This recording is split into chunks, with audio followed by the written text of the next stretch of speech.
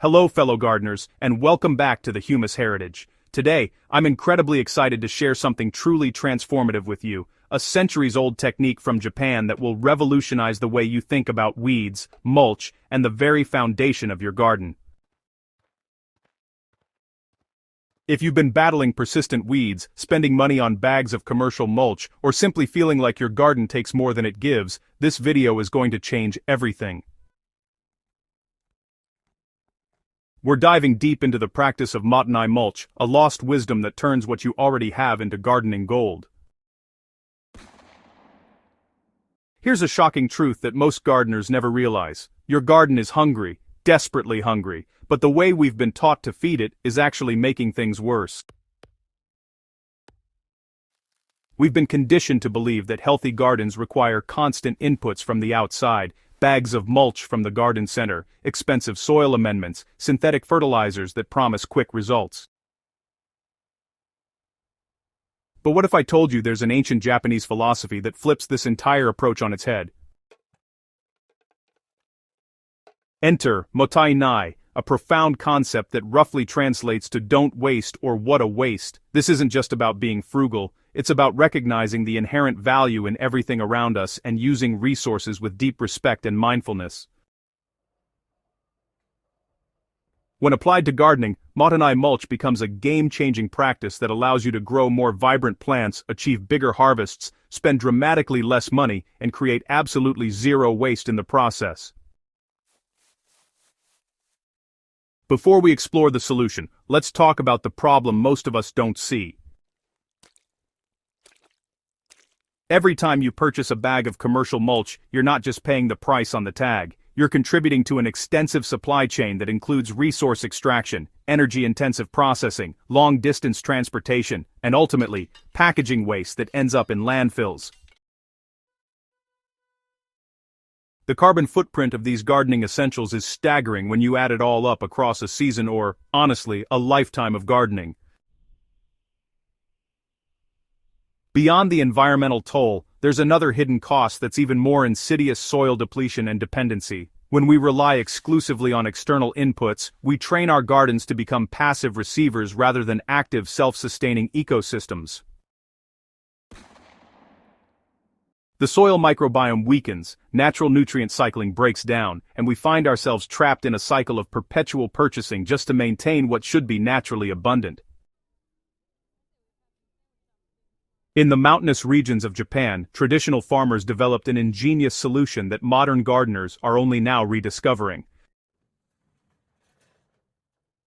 These resourceful cultivators noticed that Japanese knotweed, known locally as itadori, grew abundantly in their areas. Rather than viewing it as a nuisance or fighting against nature, they embraced the principle of motai nai and asked a different question: how can we use what we have? Their answer was brilliantly simple yet remarkably effective. In the spring, they would cut the vigorous knotweed stems and allow them to dry in the sun for just one day. Once dried, this plant material was spread in a thick, continuous layer that completely covered the ground surface, before transplanting seedlings of solanaceous crops like eggplants, tomatoes, and potatoes. This wasn't just casual mulching, it was a deliberate, methodical practice that created an impenetrable barrier against competing weeds while simultaneously feeding the soil ecosystem below. The beauty of this ancient technique is that you don't need Japanese knotweed to harness its power. The principle of motai mulch extends to any vigorous, locally available plant material you might have access to.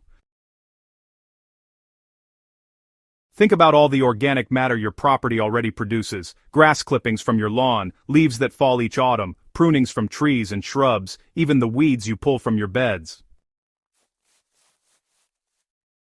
These aren't waste products to be bagged up and sent away, they're valuable resources waiting to be transformed into garden nutrition. The key is understanding the technique properly. You want to cut or gather your plant material when it's green and full of nutrients, then allow it to wilt or partially dry. This reduces the volume, making it easier to handle and begins the breakdown process. When you apply this material in a thick layer around your plants, you're creating multiple benefits simultaneously, blocking light to prevent weed germination, retaining soil moisture, moderating soil temperature, and providing a slow-release source of organic matter that feeds the soil food web.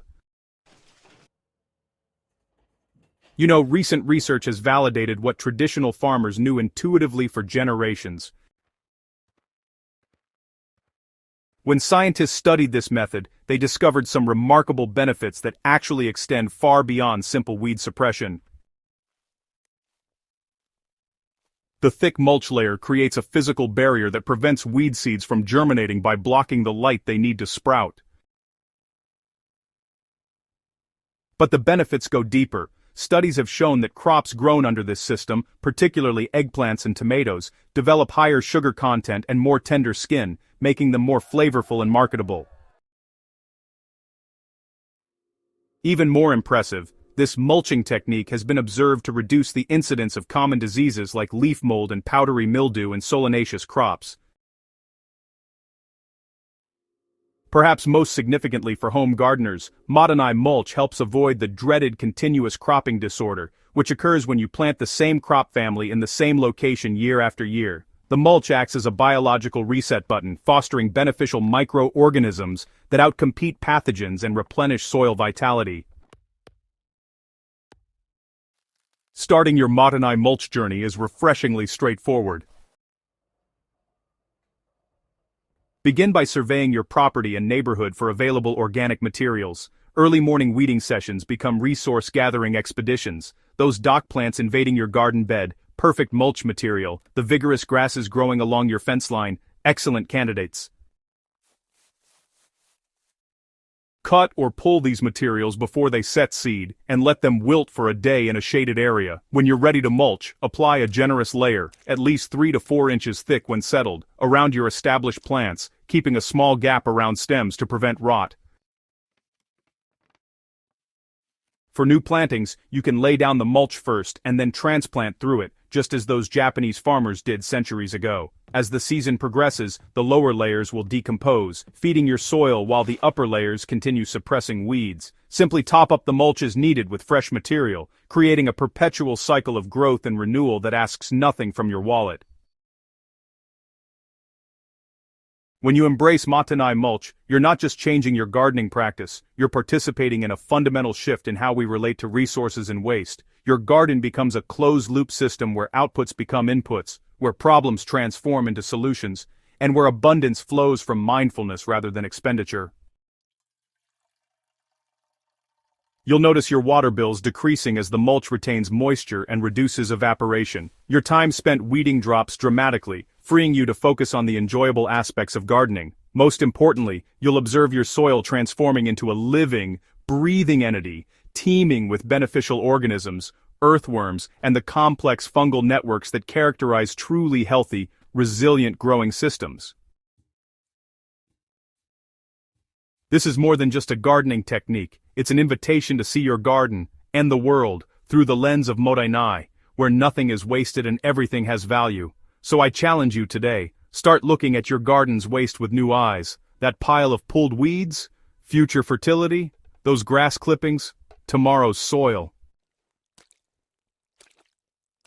Join us on this journey toward more abundant, sustainable, and joyful gardening. If you found value in this approach, please subscribe to the Humus Heritage and share this video with fellow gardeners who are ready to grow more while buying less. Together, we're cultivating not just gardens, but a more mindful way of living on this beautiful planet.